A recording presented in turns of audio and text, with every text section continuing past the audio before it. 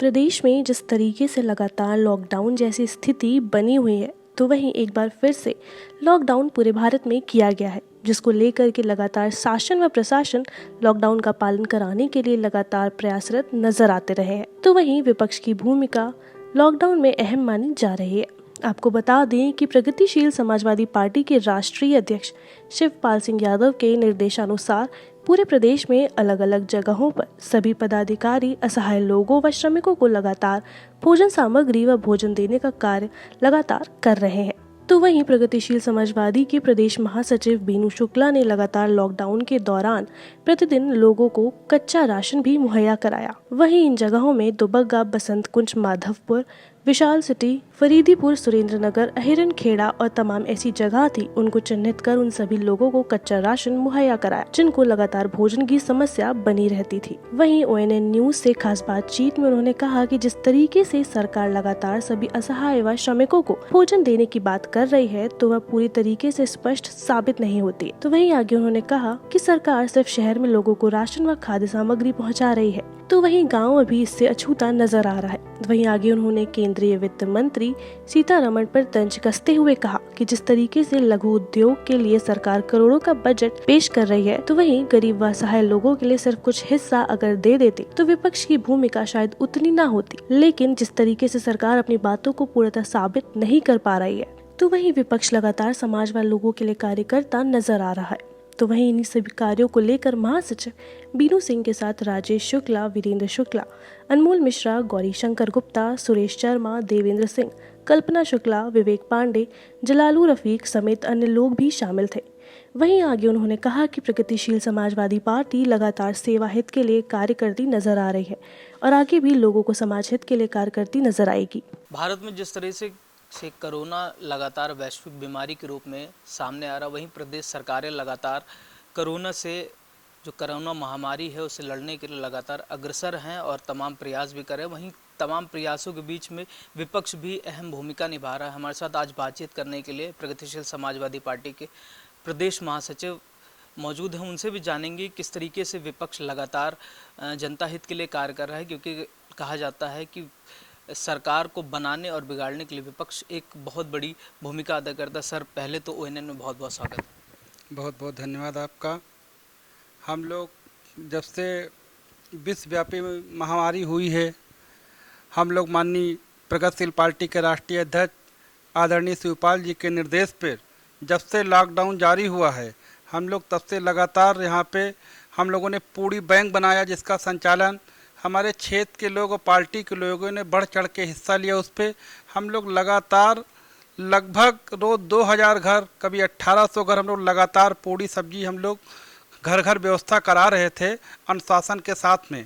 मगर वहीं पे जब से DM साहब का आदेश आया कि आप लोगों को कम्युनिटी सेंटर में भेजना है, हम लोगों ने कहा कि हम लोग वहाँ कम्युनिटी सेंटर कैसे जाएंगे।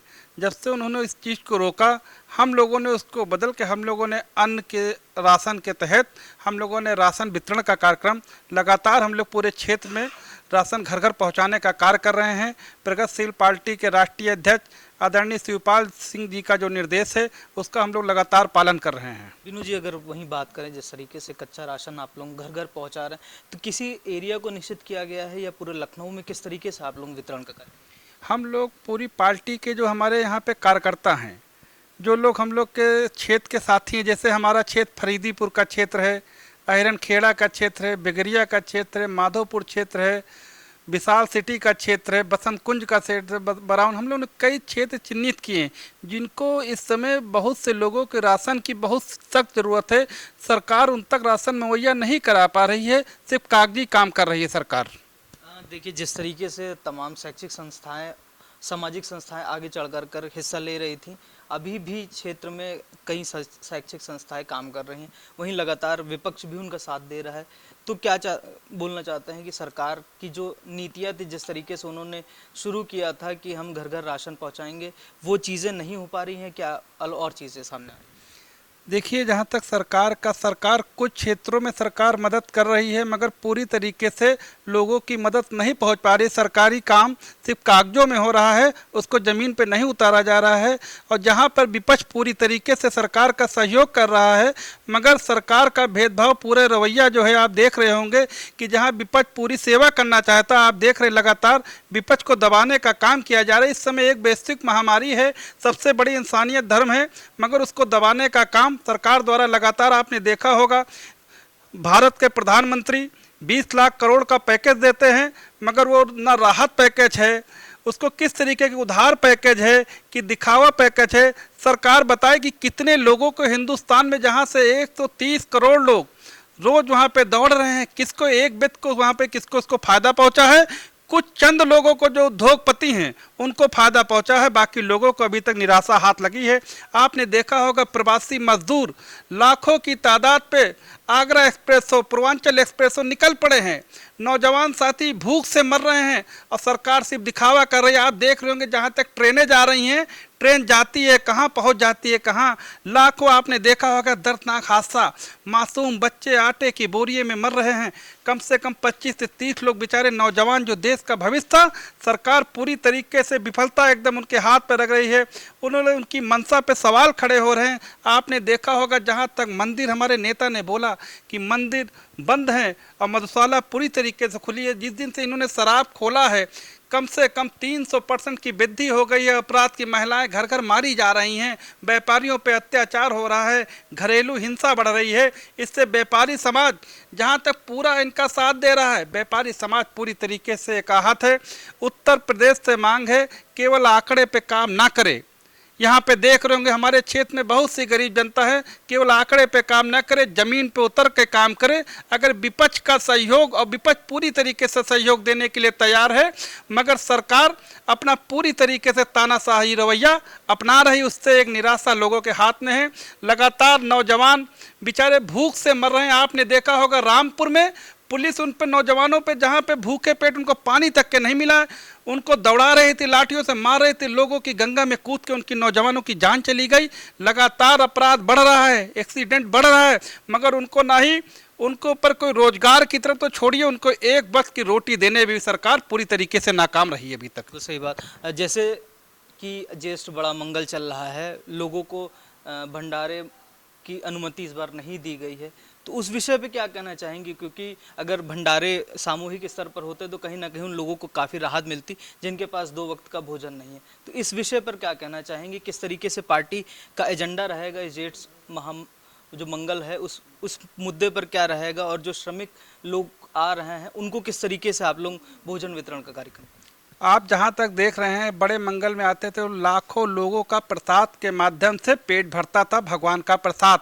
अगर सरकार की मंशा पे सवाल उठ रहे हैं इस समय, क्योंकि अगर बड़े मंगल के ये भंडारे खोलते तो सोशल डिस्टेंसिंग का पालन करते हुए लोग, उनका काफ़ी प्रवासी जो भूखे मर रहे हैं उनका पेट भरा जा सकता था, मगर सरकार अपने तानाशाही रवैये में, आप देख रहे होंगे लगातार कोई 1000 किलोमीटर से पैदल चला आ रहा है, कोई 1500 किलोमीटर से पैदल चला आ रहा है, लोग भूखे मर रहे हैं। मगर हमारी पार्टी के नेताओं को मैं बधाई देना चाहता हूं कि हमारे प्रदेश सचिव बैठे हुए, राजेश शुक्ला जी बैठे हुए, बीरेन जी बैठे हुए, तमाम और भी हमारी पार्टी के नेता बढ़ चढ़ के पूरे प्रदेश में हमारे हिस्सा ले रहे हैं।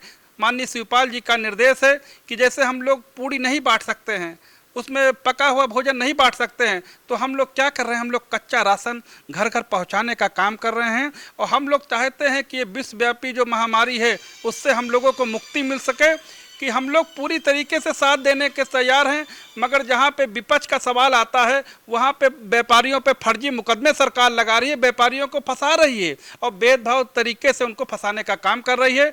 उनसे मांग है कि हम लोग पूरी तरीके से साथ में तैयार हैं कि हम लोग भी सेवा करना चाहते हो, सेवा लगातार लोग कर रहे हैं, व्यापारी समाज सेवा कर रहा है, प्रगतिशील पार्टी के हमारे सारे कार्यकर्ता एक एक दिन रात मेहनत कर रहे हैं। वॉलंटियर आगरा एक्सप्रेस पे हो, पूर्वांचल एक्सप्रेस पे घर घर जाके किसी को पानी, किसी को बिस्किट, किसी को कच्चा राशन पहुंचाने का काम कर रहे हैं सब लोग। सर, जाते जाते सिर्फ आखिरी सवाल पूछना चाहूँगा, किस तरीके से ज्येष्ठ बड़े मंगल पर लोगों की अच्छे मन से परेशानी होती है उनकी कैसे दूर करें, और किस तरीके से क्या कुछ मैसेज हमारे चैनल के माध्यम से आप लोगों तक पहुँचाना चाहिए? जेठ का आज बड़ा मंगल है, हम लोग सभी से निवेदन करेंगे कि अपने घर पे बैठकर बजरंग बली का पाठ करें और एक दूसरे के काम हम लोग आ सकें और ये बेसिक महामारी कैसे ख़त्म हो, हम लोग इस चीज़ों पे ज़्यादा ध्यान लगा के भगवान जी में हम लोग आस्था रखते हुए हम लोग सब मिलजुल के काम करें और इसका ज़रूर ध्यान रखें, उसकी दूरी ज़रूर बना के कहीं भीड़ न लगाएं और समाज में हम लोग को एक नई दुनिया हम लोग को स्थापित करनी है,